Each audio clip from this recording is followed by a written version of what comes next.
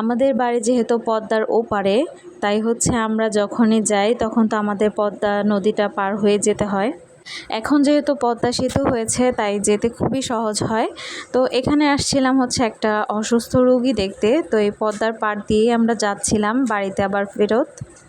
আসসালামু আলাইকুম, সবাই কেমন আছেন? আশা করছি খুবই ভালো আছেন। তো এই পদ্মার পাড়ে সূর্য ডোবা দেখাটা কিন্তু অনেক সুন্দর লাগে।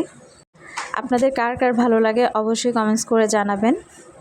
গ্রাম বরাবরই আমার খুব পছন্দ, আর আমরা যেহেতু পদ্মার পাড়ের মানুষ তাই হচ্ছে আমাদের পদ্মা নদীটা খুবই পছন্দ। তো এখান দিকে দেখছি সূর্য ডুবে যাচ্ছে, তাই হচ্ছে আমরা বাসার উদ্দেশ্যে রওনা দিয়ে দিলাম, কারণ এখানে কিন্তু রাত অল্প হলেও মনে হয় অনেক রাত হয়ে গিয়েছে।